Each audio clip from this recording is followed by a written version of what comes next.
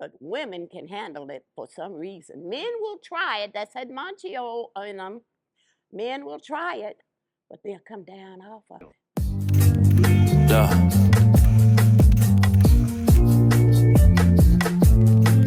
We're gonna keep it going to the daylight. Watching this candle burn, thinking how I can learn between the truth and the lie.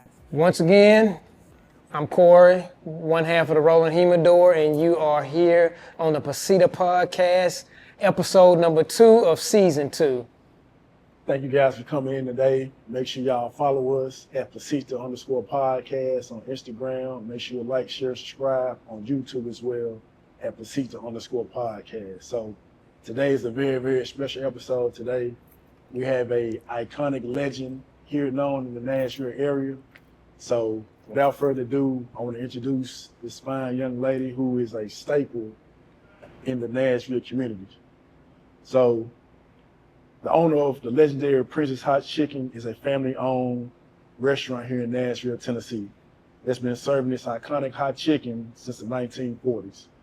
Known for making Nashville hot chicken a culinary phenomenon, Andre Prince Jeffries has upheld a family legacy that has spiced up the lives of locals and visitors alike. With a deep commitment to tradition and quality, Andre has continued to hold the flame that has kept Prince's Hot Chicken not just a restaurant, but a cultural institution. Her passion for cooking and dedication to her craft have earned her numerous accolades, including a James Beard Award. So ladies and gentlemen, without further ado or delay, let's introduce Miss Andre Prince Jeffries. How you doing, Miss Andre? Thank you. I'm so happy for this recognition.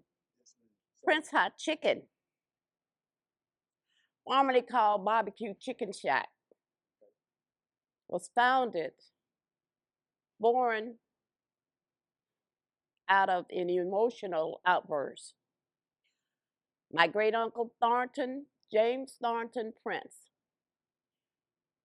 liked his punishment, and his punishment is still carrying on today. I renamed it when I took over in August of 1980 for the Prince family. I just wanted something to be kept in the family. When it was brought to my mother's attention that my great aunt, through marriage, wanted to sell it, get rid of it. She was tired.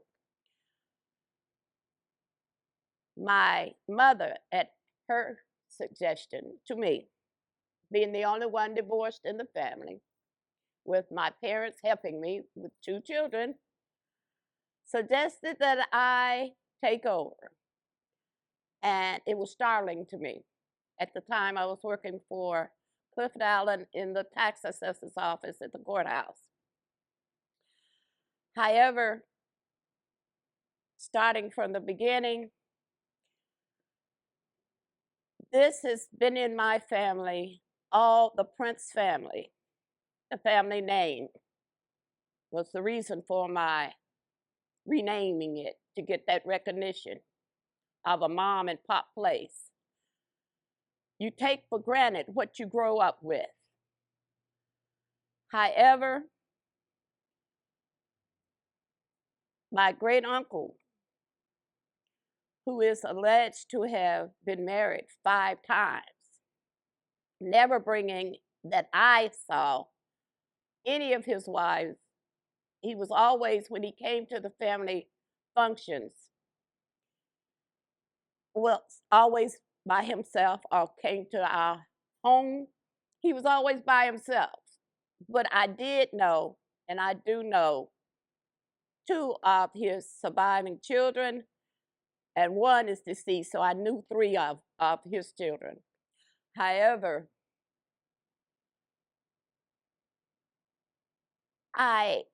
someone who has never cooked at home growing up, it was startling to me. But with my mother's mentoring she dying of cancer in Hubbard Hospital at the time in 1980, made that suggestion. And she said, "Sister, you got to step out on faith." Wow. And here I am, almost 45 years later, here I am. And that is the purpose of me taking over this business, never realizing I'd be with it this long, but here I am, still here, still depending and leaning on you to help me pay my bills. So, why hot chicken? Why that particular culinary? Named it Prince for the recognition. I wanted the family to get that recognition. Hot, I remember it as a child growing up when my father would bring it home late on Saturday nights when we were still in the bed, but on early Sunday morning, we looked forward to seeing that greasy bag on that stove. And we'd be so happy he would never get any more than 2 pieces. And there were 3 of us in all, 3 children in all, with my brother being the oldest, I in the middle, and my sister right behind me. And we'd be scrambling to get to that chicken. And, well, hey, with all that grease dripping off of it, have mercy. So, but I knew it was spicy. It was hot, you know. So, hey, that's why it just did something to you early on Sunday morning when Mama would be getting us up for Sunday school and church, of course. And hey, she always had breakfast on the stove, and hey, it just did something to us. And our eyes would all be bright, but we could never get enough. I don't know why he only bought 2 pieces, but I guess that's all they had left. That was all they let him have, because my father worked at the post office, and of course my mother was a teacher. And hey, we just looked forward to it. Now, we knew it was a restaurant at that time on 19th and Charlotte, between 17th and 19th of Charlotte, called Barbecue Chicken Shack. But we only went there for family, for the holidays, on Thanksgiving or Christmas, like that. That's the only time we were allowed in the building. So, hey, and then I remember those old benches, which I still have. Which I still have. So it's a lot of memories. It's a lot of memories. I don't regret taking over at all. I totally don't regret. But stepping out on faith, it was very scary. Yeah, and this is when you're a child, when y'all was eating hot chicken on Sunday mornings. Yes, I mean it was different. It wasn't bland or the same old thing. It was different. It was something to talk about, and we gobbled it up so fast, whoever's hands could get to it first. They gave us something to wake up. We were waking up for it, just to look in the kitchen and make sure that little greasy bag was on there. I mean,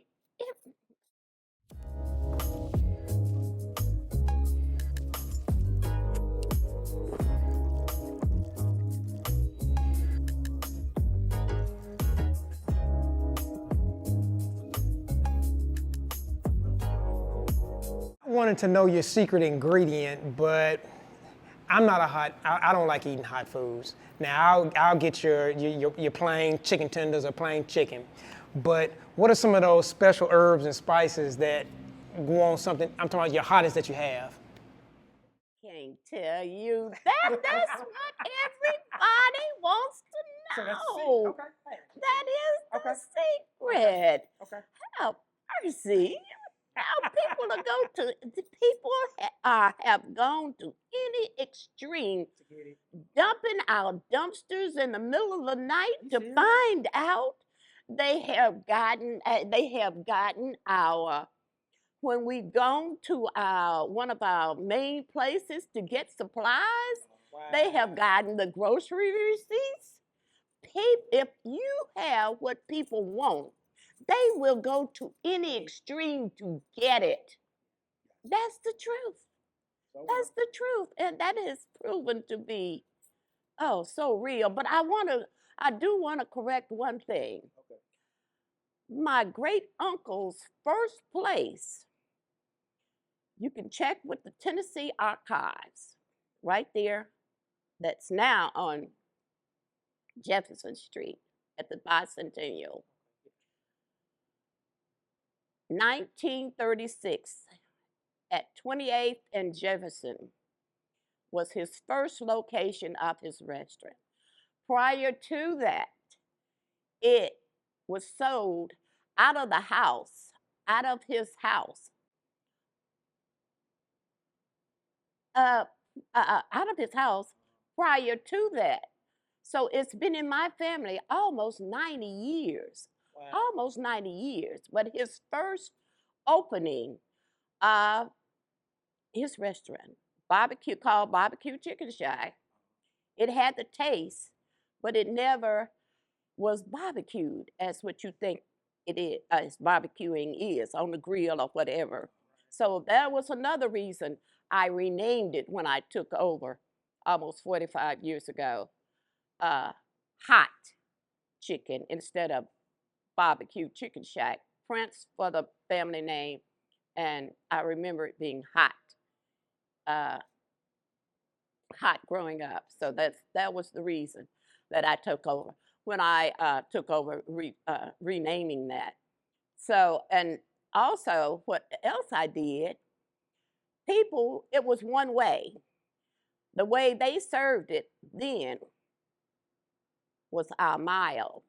Mild is the basic. Yeah, that was what he served. But people wanted their children to eat it. And most women, you couldn't get it hot enough for them for some reason. You couldn't get it hot enough for them. So that's why I started. Andre started plain. We already had it mild. Medium is hot. And 3 levels to hot. Primary hot, secondary hot, and the supreme hot. But women can handle it for some reason. Men will try it. That's had Monchio in them. Men will try it, but they'll come down off of it. But some women you just can't get it hot enough for them.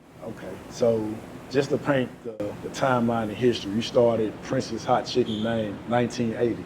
1980. Mm-hmm. 1980.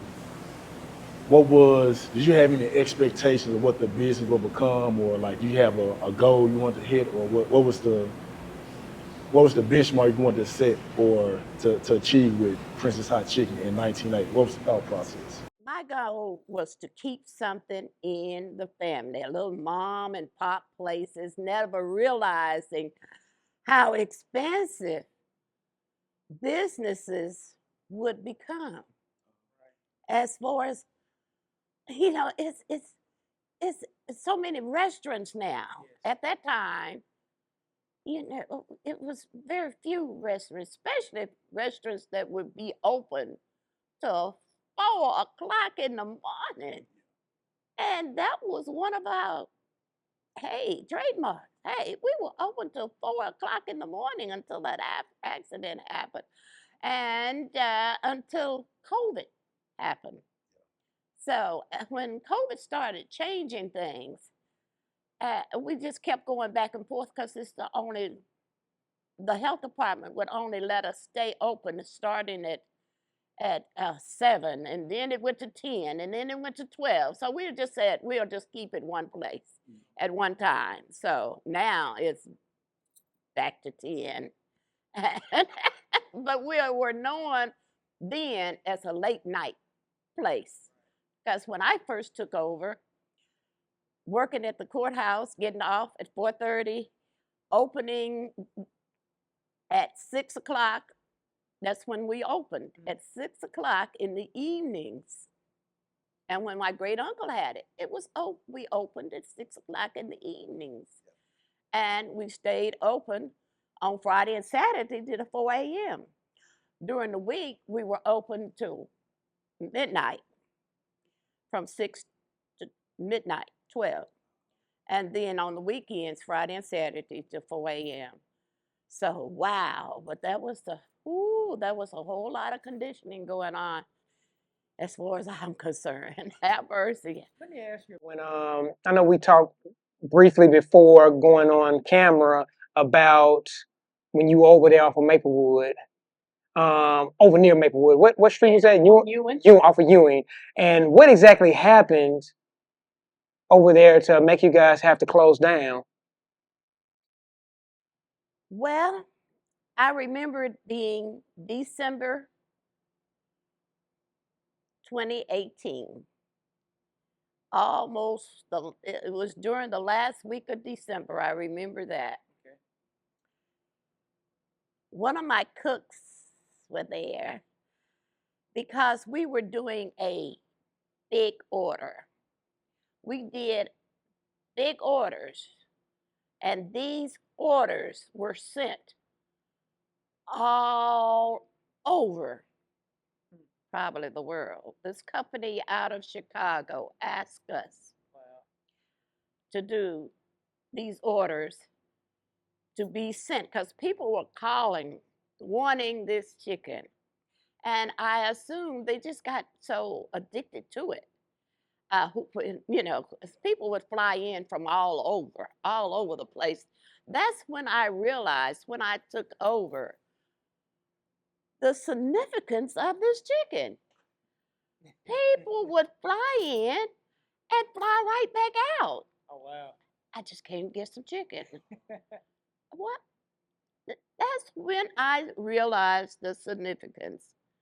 This chicken must really mean something. And when former Mayor Purcell did his study at Harvard, when he was over the Kennedy Institute, he did research on hot chicken because he's been a customer of ours for as long as I can remember. He was certainly there when I took over.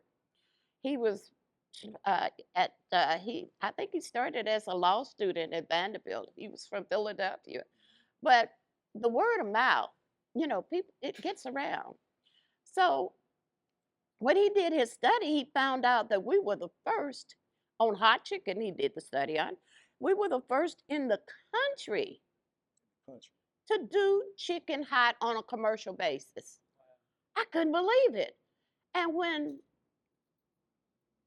that hit the fan, it was in all the major magazines, all the major newspapers from all over the world. I couldn't believe it. I said, what is this? Hey, man, we got to step up our game. Have mercy. It was just a revelation, I tell you.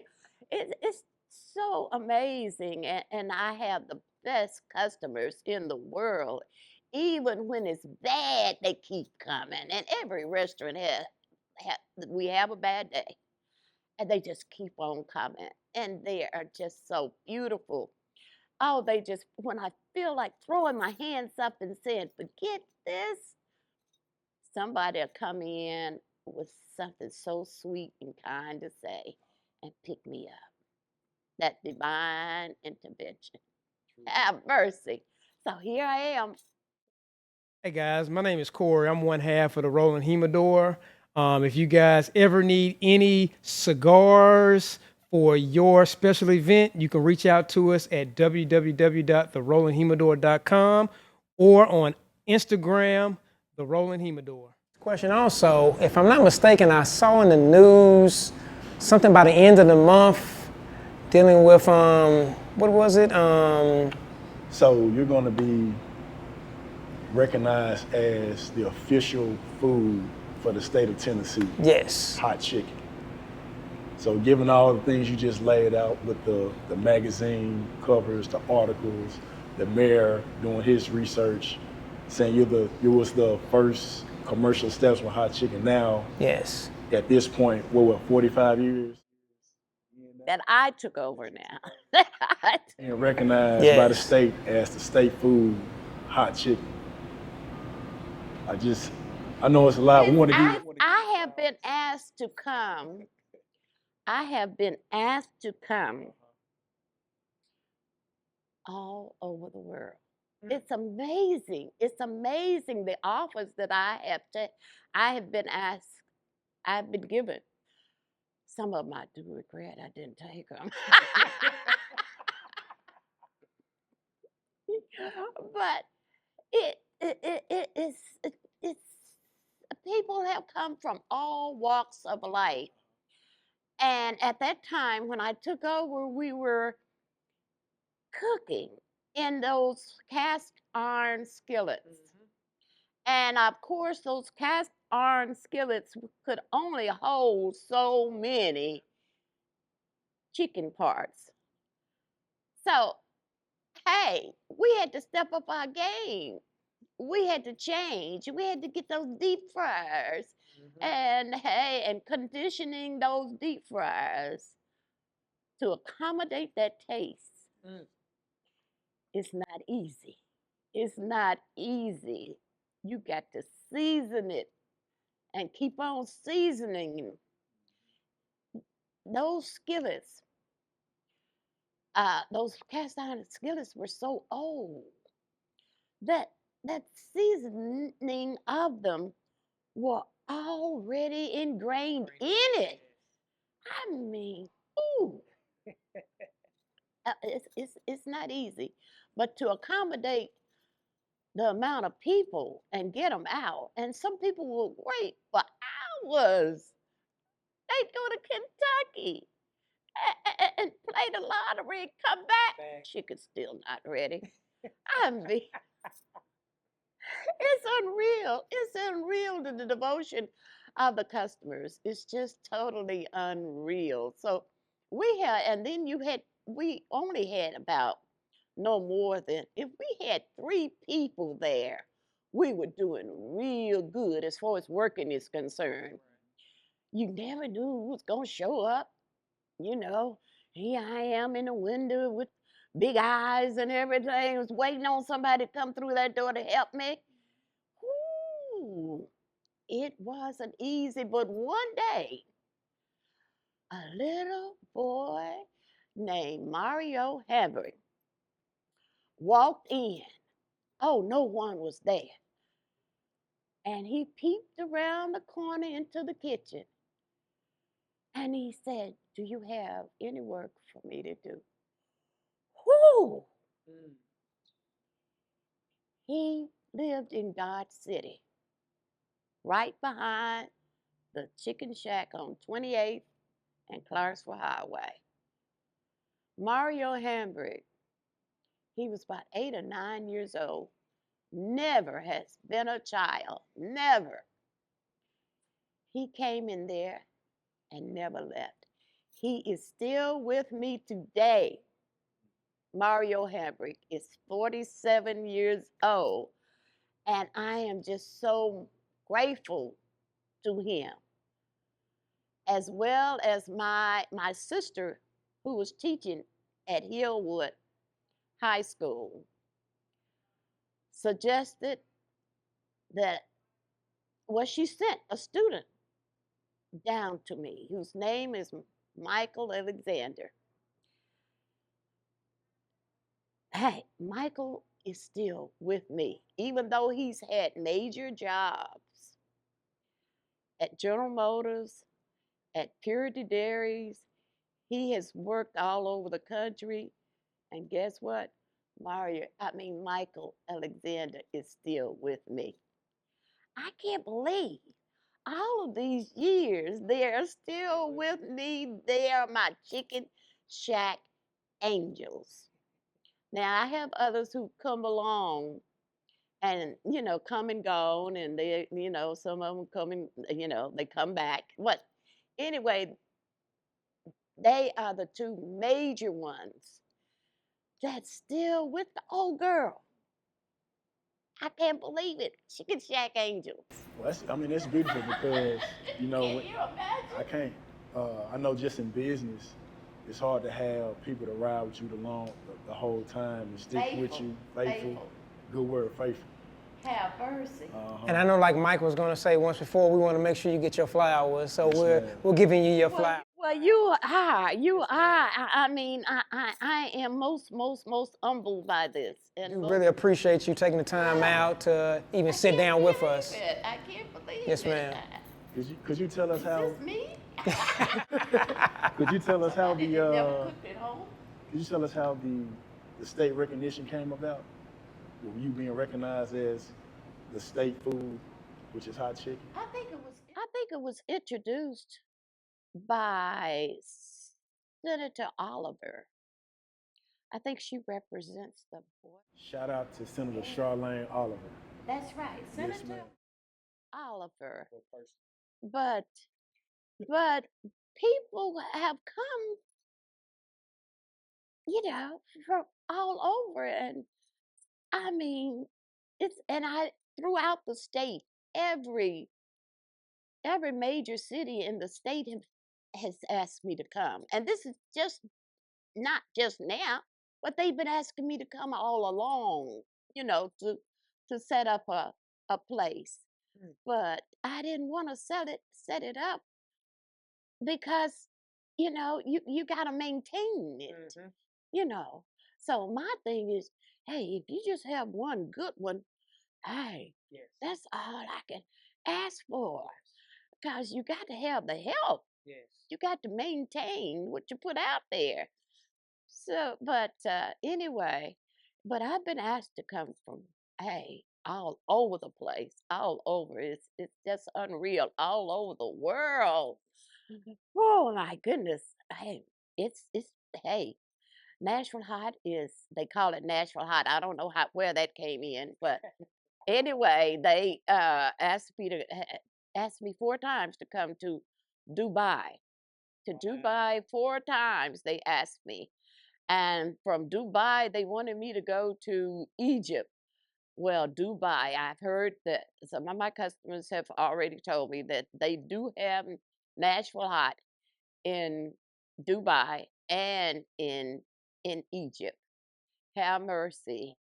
But I want to send a shout out to Carla Hall, who's done a documentary on Prince Hot Chicken. It's on YouTube, at least it was. And she traced hot chicken all the way back to Africa, Ghana. They have a chicken called the revenge chicken. And this is what this chicken is, because I give credit to more than likely a woman who probably started with my great uncle. There he is over there on the wall. My great uncle with that hat on. That's the way I saw him as a child, being tall, good looking, and had the prettiest white hair. He was so jolly. He was a people person. He was always smiling and embracing. And he was just like that. I can see why he was married 5 times. But it more than likely it was a woman. I want to once again appreciate you taking the time out to speak with us. I know it's going to be time to open up soon, so I know people are going to be coming in wanting some of that chicken soon. So I hope so. I got bills paid. Yes, ma'am. Yes, ma'am. I'm Corey. I'm one half of the Rolling Humidor. And I'm Mike, owner of Reverence Bourbon. Definitely want to appreciate you, Ms. Jeffries, for having us on. Cannot fail. Yeah. We're gonna keep it going.